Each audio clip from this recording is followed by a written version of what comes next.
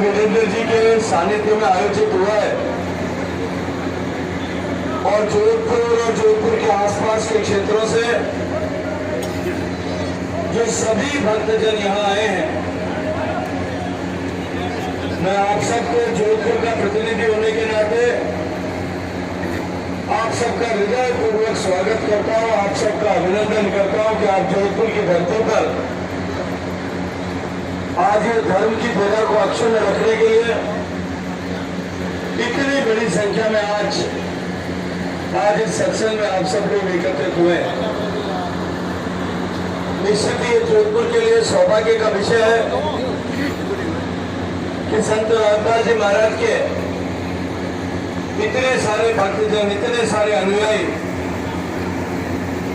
आज जोधपुर की इस पावन धरती पर पधारे और आज निश्चित ही आप सबके भाव से, आप सबकी भक्ति से, आप सबकी श्रद्धा से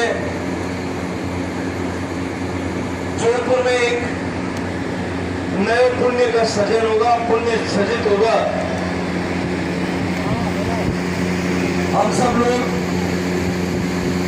एक ऐसे दौर से गुजर रहे हैं जब हमारी सत्य सनातन संस्कृति जो लाखों वर्षों से अविरल अनंत बहती जा रही थी, हजारों साल तक हुए हमलों के बावजूद भी हमारे पूर्वजों ने इस सनातन संस्कृति को अपनी भुजाओं की ताकत पर हर हमले को निष्प्रभावी करते हुए, हर हमले का मुंह तोड़ जवाब देकर के अपनी पीढ़ियां खपाते हुए, शीश दान करते हुए या तो हमलावरों को इस भारत की भूमि में जमींदोज कर दिया और या उनका मुंह मोड़ करके वापस जहां से आए थे उस तरफ जाने को मजबूर कर दिया। एक बार फिर इस सनातन संस्कृति पर जब सनातन संस्कृति का वापस उदय होना प्रारंभ हुआ है, तब एक बार फिर सनातन विरोधी मानसिकता के लोगों ने मस्तक ऊंचा करना प्रारंभ किया है। हम सब ने देखा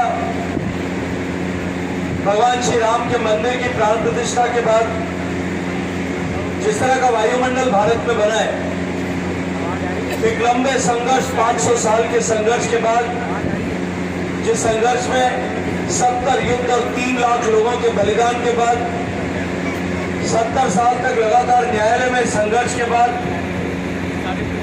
न्यायालय में तत्कालीन सरकारों के यह हलफनामा दायर कर दिए जाने के बावजूद भी कि राम हुआ नहीं, भगवान श्री राम का मंदिर 22 जनवरी को प्राण प्रतिष्ठा के साथ में संपूर्ण हुआ है। मैं अगर इतिहास की दृष्टि से देखता हूं तो बहुत स्पष्ट रूप से दिखाई देता है कि 500 साल पहले जब भगवान श्री राम का मंदिर बाबर की सेना ने तोड़ा और बाबर के सेनापति मीर बाकी ने उस मंदिर को तोड़कर उसके स्थान पर मस्जिद का जिस दिन निर्माण कराया था, उस दिन से इस सनातन संस्कृति और इस भारत के तो गया था। और ये जो अंधेरा था, ये जो अमावस्या की रात थी, ये लगातार 500 साल तक चल रही थी। 500 साल बाद आज भगवान श्री राम जी के मंदिर में मूर्ति की स्थापना के साथ एक बार फिर भगवान की कृपा से जो इतने लंबे समय तक इस सनातन संस्कृति की महत्ता को बनाए रखने के लिए, इस धारा को बनाए रखने के लिए सदगुरु कबीर साहब से लेकर के संतों ने, महात्माओं ने, दिव्यात्माओं ने इस धर्म की ध्वजा को शुद्धता और संपूर्णता के साथ में बनाए रखा था, वो पुण्य सारा सजित हुआ और भगवान श्री राम की मूर्ति की स्थापना प्राण प्रतिष्ठा के साथ ही एक बार फिर भारत के भाग्य का सूर्योदय होना प्रारंभ हो गया है। और हम सब देख सकते हैं कि भारत का भाग्योदय होने के साथ ही हमारी सनातन संस्कृति के मानबिंदु गाय, गंगा, गीता, गायत्री, गौरी, हमारा आयुर्वेद, हमारा योग, हमारी संस्कृत, हमारी जीवन पद्धति, हमारी कृषि पद्धति, जैविक की, इन सब का सम्मान पूरे विश्व भर में पिछले 10 साल में वापस स्थापित होने लगा है।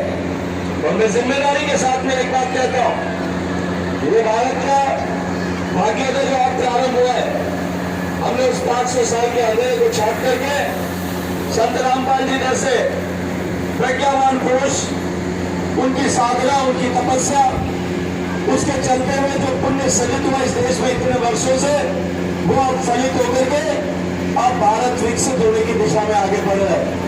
और आने वाले समय में बहुत थोड़े सालों में भारत पूरे विश्व भर का मार्गदर्शन करने के लिए, भारत पूरे विश्व भर को नेतृत्व करने के लिए एक संपन्न, शक्तिशाली, समृद्ध देश की तरह उठ करके खड़ा होने वाला है। पिछले 10 साल में जिस तरह से भारत में बदलाव हुआ है, मैं सामने स्पष्ट देख सकता हूं, तो दीवार पर लिखा जिस तरह से पढ़ सकता हूं कि अब भारत बदल करके रहेगा। दुनिया की कोई ताकत भारत को नहीं रोक सकती।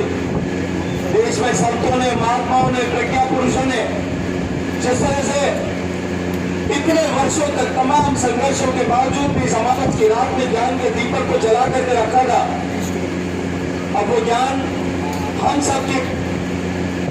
सबकी तपस्या से, हम सबके हृदय में जो भक्ति भाव है, और विशेष रूप से जो मातृशक्ति यहाँ बैठी है, जो माताएं और बहनें बैठी हैं, इन लोगों ने जिस तरह से अपने मन में ये भक्ति का भाव इस बीज रूप में छुपा करके रखा था, वो अब एक साथ एकत्रित होकर के और वो सामने प्रकट हुआ है। हम सबको बधाई देते हुए कि हम सब इस समय में, इस कालखंड में जब देश बदल रहा है, तब हमको विचार करना पड़ेगा कि सनातन के पक्ष और विपक्ष, जो दो तरह की ताकतों के बीच में जो संघर्ष है, जिस तरह देवों और असुरों के बीच में संग्राम था, उस तरह की परिस्थिति का जो संघर्ष है, हम उसमें कहाँ खड़े? हम धर्म के साथ में रहेंगे या हम अधर्म के पक्ष में खड़े रहेंगे? हम सनातन के पक्ष और पातालंबियों के साथ खड़े रहेंगे या हम सनातन विरोधियों के साथ में खड़े रहेंगे? ये निर्णय अब हमको करना है कि हम राम के साथ में खड़े या राम को नकारने वालों के साथ में खड़े। हम राम मंदिर को बनाने वालों के साथ खड़े या राम के अस्तित्व को नकारने वालों के साथ में खड़े। भारत के ज्ञान, भारत की प्रज्ञा, भारत के बुद्धि कौशल को आगे बढ़ा करके विश्व के नेतृत्व को भारत को देने वालों के साथ खड़े या भारत को एक बार पीछे धकेलने वालों के साथ में खड़े हैं। इतना है हम सबको करना है और इसका निर्णय आने वाली 26 तारीख को होने वाला है।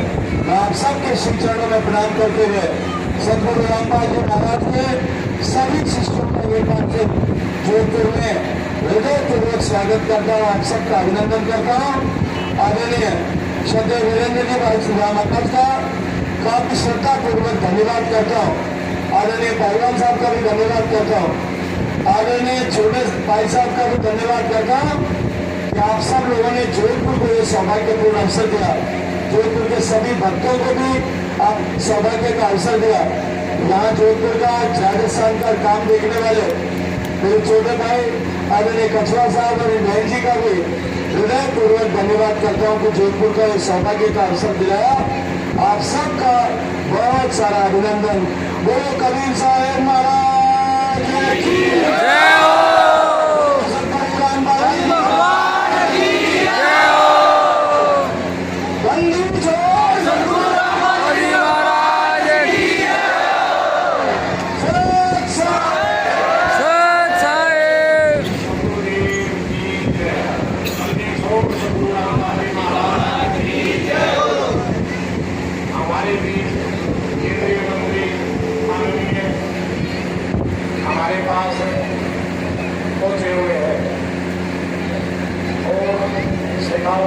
केंद्रीय मंत्री है जो हमारे पास मेरे पास में और आपने इनको एक वोट अपने तो देने ही है, अपने साथ, अपने रिश्तेदारों की, अपने भाईचारे की और अपने अड़ोसी पड़ोसी की वोट भी दिलवानी है।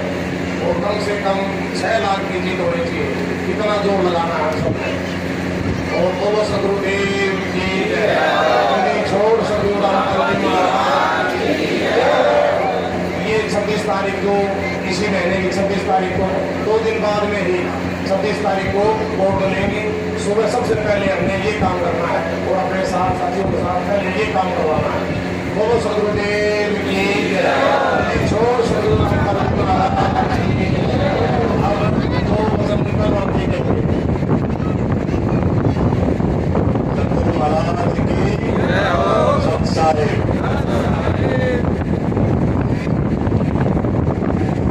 सभी नवरात्र सबकी भाइयों बहनों गुरुजी स्पेशल आप लोगों के बीच में हमारे को भेजा है रविंद्र भाई को, मनोज भाई को।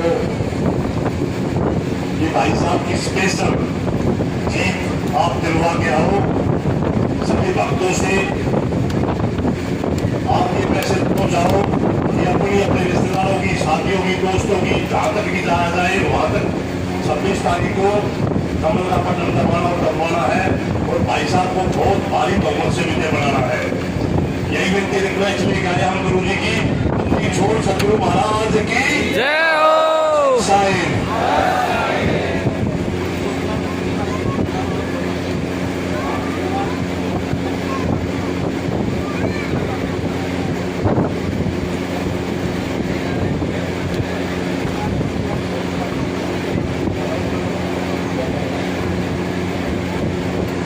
सच्चा